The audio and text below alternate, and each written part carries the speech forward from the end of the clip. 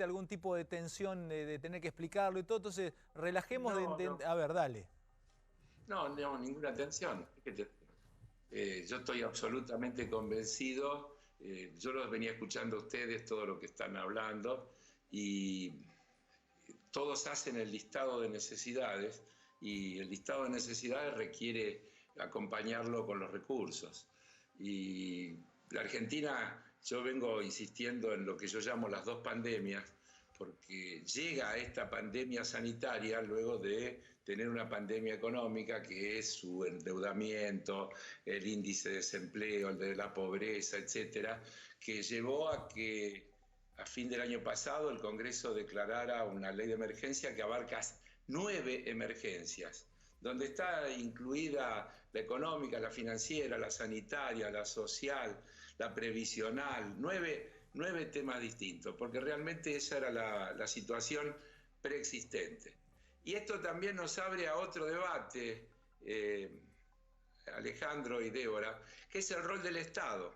Porque resulta que ahora todos nos damos cuenta que los hospitales no tienen recursos, o todos nos damos cuenta de que aerolíneas es útil para resolver una cantidad de cosas. Pero la discusión de fondo es cuál debe ser el rol del Estado. Si realmente lo que se vino haciendo en los últimos 40 años en el mundo, de tratar de generar una sociedad con un Estado mínimo, es el camino, o como por ejemplo, yo te escuché, recién vos citaste al Financial Times, Ale, y yo también lo voy a citar al Financial Times, que editorializó hace unos días. Dice, será necesario poner sobre la mesa reformas radicales que inviertan la dirección política predominante de las últimas 4 décadas. Los gobiernos tendrán que aceptar un papel más activo en la economía. La redistribución volverá a estar en la agenda. Las políticas, hasta hace poco consideradas excéntricas, como los impuestos básicos sobre la renta y la riqueza, tendrán que estar en la mezcla. Se requieren reformas radicales para forjar una sociedad que funcione para todos. Escuchá una cosa, Carlos, si esto me lo hubieras dicho al aire antes del coronavirus, que los que lo leíste en el Financial Times, me río 25 minutos seguidos, me tienen que sacar del estudio desmayado. Pero, Ale, yo te voy a decir una cosa. Alguna de las últimas veces que me invitaste, yo te llevé un gráfico que te dejé de regalo, en el que se veía cómo en estos últimos 40 años el beneficio del crecimiento de la productividad que había producido la revolución tecnológica que había habido en el mundo, tomado sobre la base de los países centrales, había ido prácticamente todo hacia el capital. Y ¿te acordás que yo te mostraba una línea que crecía en 45 grados y una horizontal? La horizontal era la evolución de los salarios y la vertical, la de 45 grados, era la de la productividad. La franja del medio era el crecimiento de la rentabilidad, que fue parar toda a muy pocas manos en la Argentina y en el mundo. Bueno, quiero dar un datito, porque es interesante lo que dice Carlos, porque en estos días, por ejemplo, en el marco de un Estado hipercapitalista como el de Estados Unidos, el propio gobierno de Donald Trump asumió la generación de recursos más importante desde la Segunda Guerra Mundial, aprobada por el Congreso, pero por unanimidad. Los demócratas y los republicanos, de 2 billones de dólares. Débora, perdón, para entenderlo. ¿Qué aprobaron? Que el dinero vaya... Inyectarle dinero a cada americano a su bolsillo. Absolutamente. O sea, ir a aquel que en este momento está desempleado, tiene cerrado su bar en Alabama y ponerle un cheque todos los meses. 2 billones de dólares. Bueno. 2 billones. 2 billones, sí, billones. Sí. ¿Y qué leemos de eso? A ver, ¿qué lees vos de eso, Carlos? Pero déjeme decirle varias cosas. También se le disparó a 22 millones el desempleo. 22 millones de personas pidieron el seguro de desempleo, producto de la decisión de no respetar la cuarentena o de descreer en la cuarentena. Acordémonos de Trump hablando también de la gripecita, que esto se pasa en cualquier momento y que no tiene importancia. Pero también quiero decir que Estados Unidos tiene la posibilidad de hacer eso, porque nadie le va a ir a contar la emisión, ni nadie le va a hacer ninguna cuenta, porque es el país más poderoso del universo. Si ustedes recuerdan, durante la gestión, creo que fue de Nixon, Nixon decidió desconocer los acuerdos de Bretton Woods. Los acuerdos de Bretton Woods, después de la Segunda Guerra Mundial, establecieron que Estados Unidos era el país que iba a emitir la moneda de reserva, el dólar, pero que para eso se comprometía a tener en sus reservas el equivalente en oro a la cantidad de dólares que tenía circulando. Hasta que un buen día Nixon dijo, no vamos a cumplir más con esa disposición. Y el acuerdo de Bretton Woods no corre más porque nosotros hemos decidido que no corre más. Y no corrió más.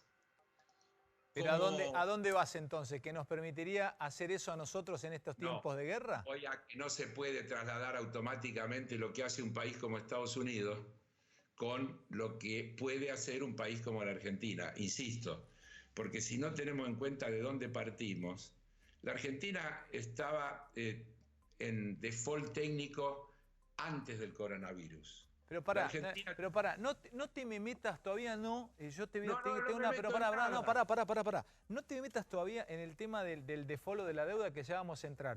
Yo tengo una pregunta que tiene que ver con el peso. Y vos y yo nos vamos a entender perfecto con esto, tal vez a Ibero también le gusta mucho el fútbol, y tiene que ver con el peso como un jugador de inferiores. Yo estoy escuchando, y lo vi en un fin de semana, leí una nota de Guzmán que le dio a Berbisky, donde Guzmán dice, hay que volver a poner, a darle valor, hay que hacer crecer el peso en Argentina. Vos y yo hemos visto que los equipos grandes tienen jugadores de inferiores, pero siempre termina jugando el jugador que traen de Europa o viene de afuera.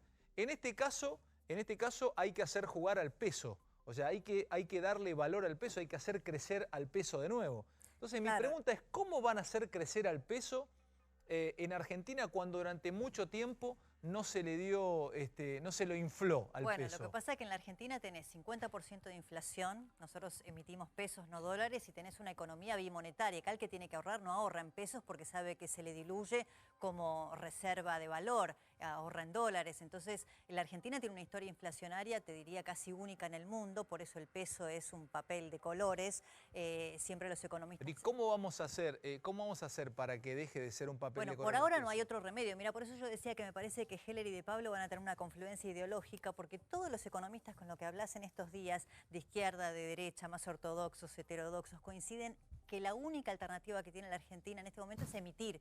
Ahora, ¿cómo van a rescatar después todos esos pesos que estén dando vuelta en el mercado? No lo sé. Ahí está de nuevo, Carlos. Te preguntaba, ¿cómo vamos a hacer a darle minutos en cancha al peso y decirle, vos sos tan bueno como el dólar, peso, jugá que te vamos a bancar 5 o 6 años seguidos? Mirá, yo puedo decir, vos sabés que yo siempre digo que me animo a decir que resisto los archivos y que tengo una cierta coherencia en lo que digo a través del tiempo y no en función de circunstancias puntuales. Yo vengo diciendo desde hace bastante tiempo que la Argentina necesitaba desdolarizarse y desindexarse. ¿Desdolarizarse y desindexarse? A ver. Desdolarizar, claro. Tenemos que dejar de pensar en dólares, tenemos que pensar en nuestra moneda. Es un proceso, no se puede sacar un decreto diciendo a partir de ahora se piensa en pesos.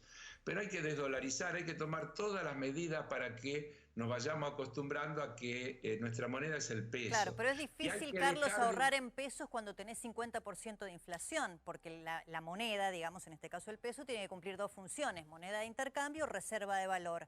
En la Argentina dejó de ser reserva de valor por la inflación. Sí, estoy de acuerdo, Débora, pero lo que pasa es que no se puede tomar ninguna variable de manera aislada. Por eso yo insisto en que lo que hay que volver a discutir de fondo es el rol del Estado. Yo creo que vamos a un mundo, y la Argentina dentro de ese mundo, donde va a haber una revalorización del papel del Estado regulando, del Estado asignando recursos, del Estado haciendo que la salud sea todo lo sólida que tiene que ser para el conjunto de la sociedad. Ustedes estaban hablando recién con Durán Barba de los empleos. Los empleos requieren educación los nuevos empleos, y la educación tiene que ser igualitaria para que puedan acceder todos, porque si no se van a seguir acentuando las diferencias. Entonces hay que volver a pensar en una salud pública de calidad, en una educación pública de calidad, si no el mundo es invivible. Y esto, ¿Cómo le vas a decir a los que, por ejemplo, en esta época dejaron de ir a trabajar, pero que cuando quieran volver a trabajar, no todos, pero puede pasar que cuando quieran volver a trabajar les digan, che, pero mirá que nos rebuscamos bien con una pantalla o nos rebuscamos bien con un robot que puso los tornillos que vos venías poniendo con tu mano y con el destornillador? ¿Sabes qué? No sé si te vamos a necesitar, ¿eh? Te contesto, intento contestarte, porque sería soberbio decir que tengo la respuesta, pero intento la respuesta. Mirá, también hace tiempo, te lo dije un día a vos en el programa y me miraste con una cara de asombro, como diciendo de qué está hablando este chiflado. Yo te dije, antes de esto, que como había pasado con la revolución industrial, que generó un montón de peleas, luchas y muertes, y terminó en la jornada de 8 horas, el trabajo que quede producto de la nueva revolución tecnológica, hay que redistribuirlo entre el conjunto de los ciudadanos y ciudadanas del mundo. Y eso implica una redistribución que significa reducir la jornada laboral sin reducir el valor del salario, es decir, afectando esa franja con la que yo empecé a hablar hace un rato. Entra de nuevo y me gustó eso porque es interesante. Vos decís que reducir la jornada laboral y redistribuir lo que sobra de esa... Pero dijo, sin reducir el salario, y yo no les quiero pinchar el globo a ninguno de los dos, pero esta semana, coronavirus mediante, pasó algo muy interesante, que es lo que pasó con la UOM, que dijo, bueno, un 30% menos eventualmente en la discusión salarial en el marco de esta crisis que enfrenta la salud pública como consecuencia de, bueno, de menos turnos de trabajo y demás. O sea que hay cosas que se están dando de hecho, Carlos. No, Débora, a ver. Primero quiero decir que eso de la UOM me parece que fue un acuerdo que algunos dirigentes sindicales tomaron. Sí, y otros hoy relativizan, es cierto. Y cuando se dieron vueltas se encontraron con que sus bases muy de acuerdo no estaban y me parece que no quedó en firme esa idea. Pero tampoco yo creo que la discusión se puede hacer sobre las medidas de la emergencia. Yo digo, porque voy a la pregunta tal cual me la hizo Alejandro. Alejandro me habla de los robots. Recién Durán Barba daba el ejemplo de Walmart, donde prácticamente no hacen falta humanos. ¿Sabe qué le falta a esa ecuación? ¿Quiénes van a ser los consumidores? Porque en la medida que todo lo hagan los robots y la gente se quede toda sin trabajo, ¿me pueden decir a quién le van a vender? ¿Quiénes van a ser los consumidores? ¿O qué porción de la sociedad va a ser la consumidora? Y ojo, porque también te escuché a vos, Alejandro, hablar de la renta básica, universal y demás, que yo la voy a aceptar como una salida de transición cuando vos tenés que dar el primer paso. Eso es como las ayudas que se hacen ahora aquí, pero nosotros lo que tenemos que lograr es que todo el mundo... Esa renta básica, Carlos, me permito contártelo y también tirártelo como pregunta. Hay un libro de Harari que es 21 lecciones para el siglo XXI, que fue escrito a principios del 2018. En un momento habla de la RBU, de la Renta Básica Universal, donde Harari propone y dice, el mundo va a tener que, y no te pongas, no infles el pecho, dice Harari, el mundo va a tener que cobrar impuestos a las máximas riquezas globales y va a tener que tener una renta básica universal, lo tira como posibilidad, como una alternativa, y empezar a tomar como empleo, pago por los estados, empleos que hoy no son para muchos tomados como empleos. Por ejemplo, criar un hijo, cuidar a tu abuelo, etcétera, etcétera, etcétera. Diciendo, va a tener que pagarse una renta básica universal porque si no, esto se va a ir desmadrando lentamente. Pero, antes del coronavirus lo dijo y lo escribió. Pero esperá, a ver si nos entendemos. Cuando un gobierno pone planes sociales para atender la emergencia, no está mal, está bien. Si vos me decís que vos tenés hoy gente que se muere de hambre y generás una renta básica universal para que no se muera de hambre, yo te digo que está bien, pero esa no puede ser la solución del mundo. Primero porque la gente tiene que tener trabajo, porque el trabajo no es solo salario, también es dignidad, también es integración social, es un montón de cosas el trabajo. Mucho más que el salario, mucho más complejo.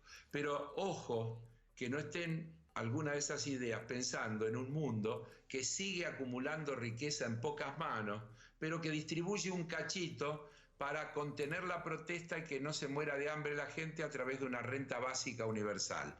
Yo hablo de una cosa mucho más profunda. Yo hablo de redistribuir la carga de trabajo universal. Mirá, hay que terminar con los paraísos fiscales.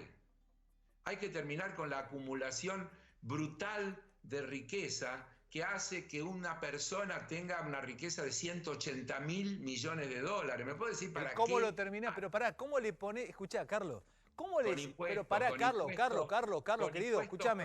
Está, en este momento te lo describo. Está con 2 pantuflas Gucci, tomando un whisky importado Paolo Roca, mirándote de costado en el penthouse. ¿Qué le decís? ¿Que deje de acumular? ¿Cómo le decía Paolo si te va a decir, no, quiero seguir acumulando, te dice? Te lo dije antes, pero es que vos no me tomás todo lo que yo digo, Alejandro.